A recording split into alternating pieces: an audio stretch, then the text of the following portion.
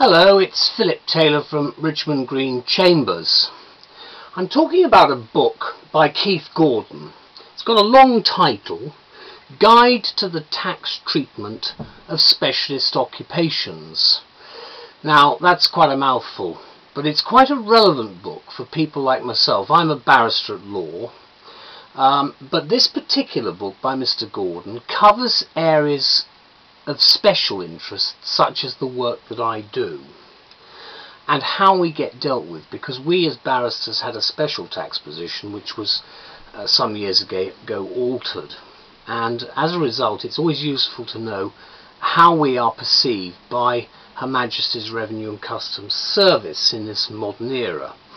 I've given the title of this book with the book reviews that I've written.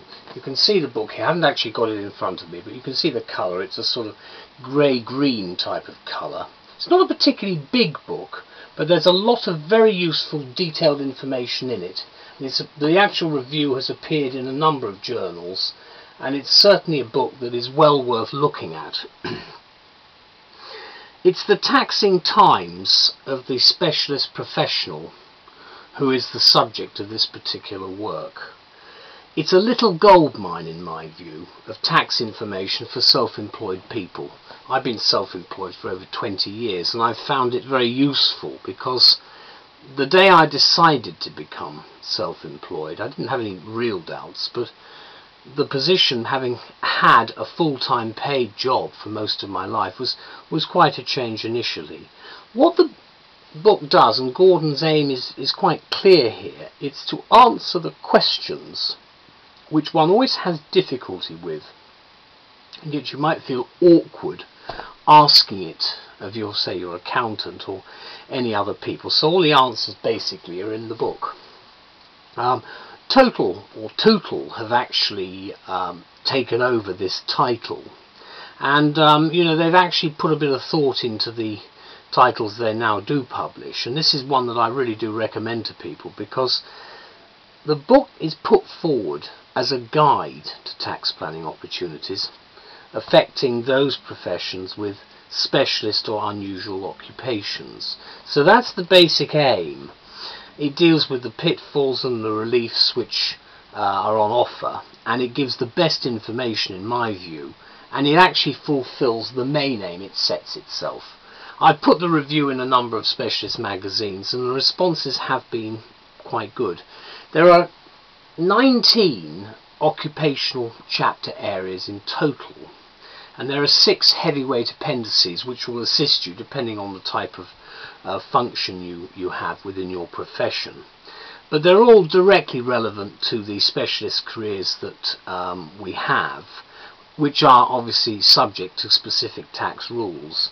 This is the 3rd edition which Keith Gordon has produced, and it's set out, as in the previous editions, well, and it's organised in a highly practical format.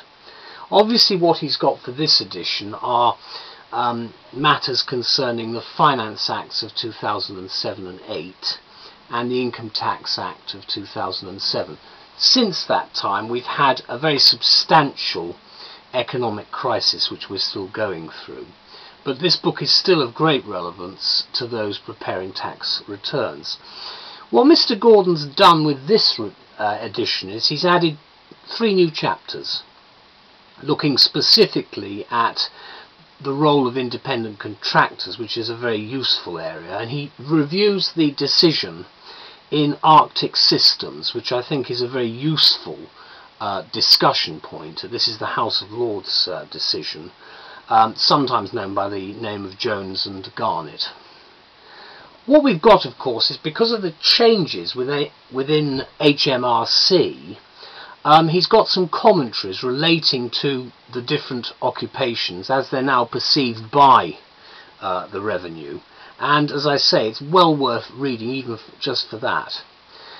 I think Mr. Gordon's chief concern is that the concept of tax simplification still remains a long way off, and in fact many would say that our current Prime Minister Gordon Brown, when Chancellor, had actually made the system even more complicated than it had hitherto been. That's by the by. The fact is we have to deal with what we're confronted with when it comes to dealing with our tax. So I felt that the best value of the book for me actually lies in the way that HMRC treats particular occupations and how they're covered in this book. Because I know from my own profession, having been in it for 20 years, that there have been very substantial changes in that time. You see, for many professionals and their advisors, the ways of Her Majesty's Revenue and Customs are strange, and I'm putting it kindly there. They do things differently. They're civil servants and they see it in a slightly different way.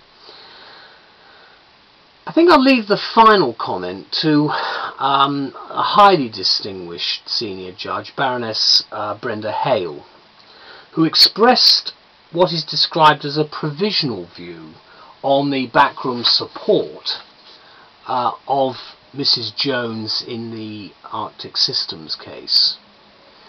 And without going into details, this is what she said. Mrs. Jones was receiving only what she deserved, and that therefore there had been no gratuitous or bounteous disposition towards her.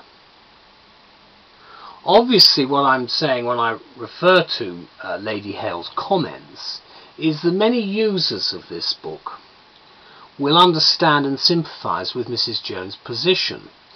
Obviously, the complexities of the tax treatment of specialist occupations remains, frankly, a bit of a cause for concern.